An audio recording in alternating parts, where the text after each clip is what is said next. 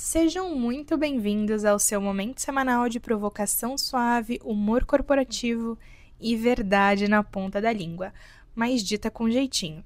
Aqui é o Gentilmente Afiada Podcast, quem fala é a Camila e eu vou te apresentar a comunicação não violenta, a famosa CNV. Na prática, sem floreios e direto ao ponto, porque saber se comunicar com clareza é muito mais do que ser bonzinho. É saber o que dizer, como dizer e ainda sair com respeito e resultados. E o episódio de hoje é: ser bom só porque está sendo vigiado não é uma virtude. E esse tema, ele surgiu, eu queria contar um pouco sobre como ele veio à mente, né? Por que ele se tornou um episódio do podcast Gentilmente Afiada. Bom, eu tava comentando na rede vizinha, no Instagram, não preciso falar rede vizinha aqui, lá no Instagram pessoal mesmo, onde eu tenho o costume de fazer algumas reflexões, né? Reflexões baseadas em temas do meu interesse e um deles é filosofia. Eu sou uma entusiasta da filosofia, amo estudar, amo entender, né, esses pensamentos antigos. E duas personalidades que formaram muito essa minha opinião a respeito da ética, né? Você ser bom só porque você está sendo vigiado não é uma virtude. Esse pensamento, ele é muito baseado em que duas personalidades formaram em mim, que é Aristóteles, rei supremo, e Jordan Peterson, que é mais contemporâneo aí da nossa época, gente, tá vivaço da Silva. Aí vou começar pelo pensamento de Jordan Peterson, que comenta sobre o que é o homem verdadeiramente virtuoso e perigoso, né? Ele diz que o homem virtuoso não é aquele que é inofensivo, aquele fraco que não tem como se defender e defender aos seus, mas é aquele homem que é perigoso e que escolhe controlar o seu poder, canalizar a sua força em prol de uma civilidade, né? Essa é a verdadeira virtude. E é algo muito parecido com o que Aristóteles já falava também, que é a virtude, ela é um hábito voluntário e não a ausência de tentação. Então, quando você está condicionado a praticar determinada atitude ou reproduzir determinado comportamento e invariavelmente aquele comportamento é virtuoso, é um comportamento do bem, isso não necessariamente é uma sinalização de virtude própria sua, tá? Isso é só o que você foi condicionado a fazer. Às vezes você está fazendo porque você está sendo vigiado, mas e quando ninguém está vendo? Você agiria daquela forma também? E é isso que eu quero bater na tecla, voltado mais para o âmbito corporativo, né, para a vida profissional. Porque aquele profissional que só age certo quando tem alguém olhando é como se fosse o alarme de um carro. Faz barulho, mas não impede o roubo, não impede um furto. Ser ético porque você está sendo vigiado, monitorado, microgerenciado, não te faz confiável, só te faz condicionado. É aquela velha situação, né, daquele colega de trabalho que é tido como o bonzinho, né? Aquela pessoa que na frente do chefe, na frente dos seus superiores, paga de bonzinho, paga de competente, abre câmera, é super simpático, é super pontual e tudo mais, só que quando ninguém tá vendo, ele não liga para reunião nenhuma. Se for com pessoas que ele não vê qualquer vantagem dele se comprometer e mostrar resultado, ele nem aparece, nem se dá o trabalho de dar as caras. Então, essa pessoa, de longe, não é virtuosa, ela não é ética e não é boazinha. Ela só tá agindo daquela forma quando tem pessoas importantes olhando.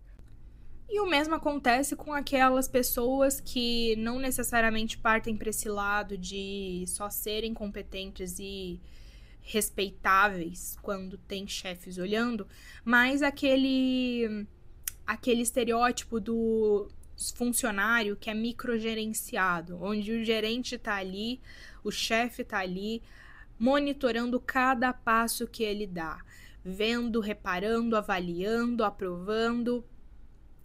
E aquele funcionário invariavelmente acaba tendo um bom resultado, um bom desempenho, faz todas as coisas corretas, suas funções, suas obrigações, suas responsabilidades, todas nos conformes.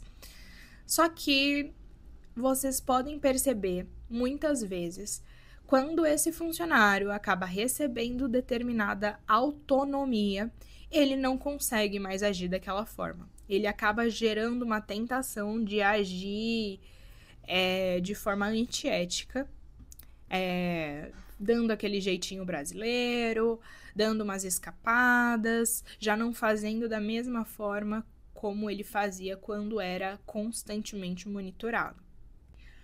E aí, aqui eu não quero nem crucificar ninguém, porque nós todos somos humanos, pecadores, e sabemos muito bem que acontece de a gente não agir 100% correto, 100% produtivo o tempo todo. E isso não é um problema, né? Somos humanos, erramos, falhamos e é só consertar e tentar agir melhor da próxima vez. A grande questão aqui é sobre valores e pilares fundamentais para nossa carreira, sabe? E eu quero elencar situações mais graves do que uma ida ao banheiro um pouco mais longa para matar um tempo aqui do trabalho que eu não queria fazer. Ou um café mais longo porque rendeu fofocas e a gente não tá no horário de trabalho trabalhando de fato. Passamos lá 20 minutos na bancada tomando café, um café que não precisava.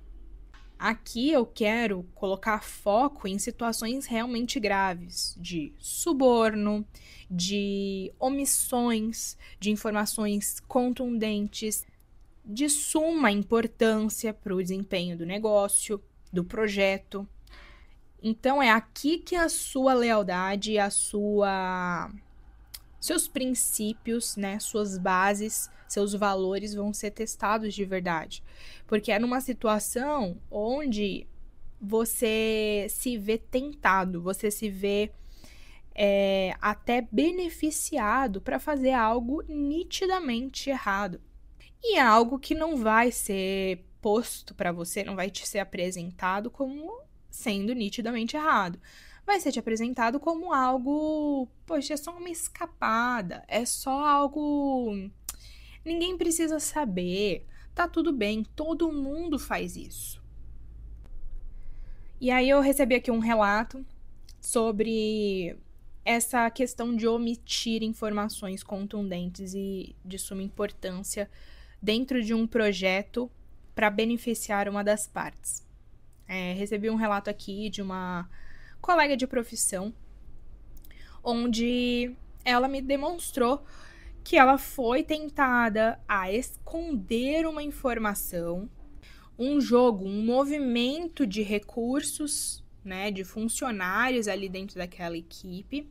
Ela foi tentada a esconder que existiria esse movimento para que o contrato maior não fosse perdido ou colocado à prova, né, em xeque diante dessa movimentação sem a comunicação prévia.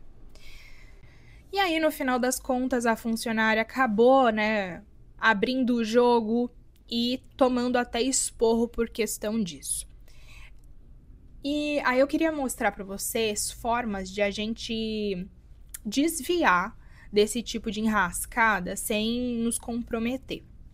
Primeiro eu queria trazer o foco para lideranças, né?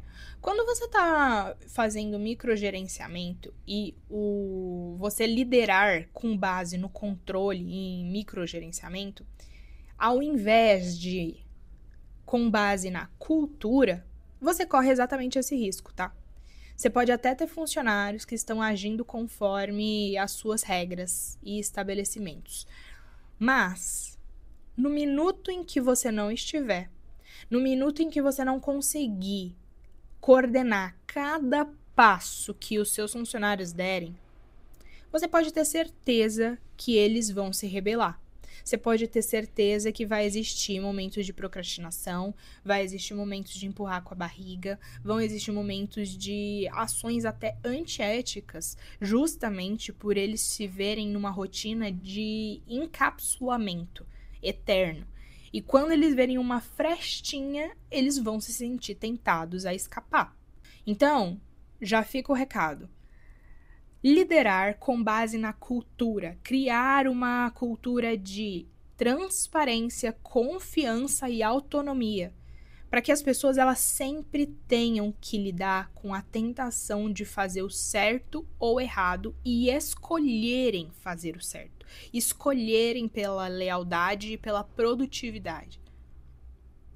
Porque é justamente isso, gente. É uma consequência inegável de você não formar pessoas éticas. Elas explodem a qualquer momento quando elas saem do ambiente controlado. E aqui o medo de punição, né, para o lado dos liderados, da equipe, dos recursos, né, os funcionários. Tente não confundir o medo da punição com a maturidade moral. Não é porque você não faz algo de errado, porque sabe que vai ter uma consequência negativa para você, que você vai se prejudicar, que significa que você é maduro, que você é ético, que você é compromissado com os valores da empresa, tá? Vamos ser honestos com a gente mesmo. E uma dica pra gente lidar quando a gente recebe essa tentação é a gente voltar para os nossos valores. Não tô nem dizendo para voltar para os valores da empresa, mas para os nossos próprios.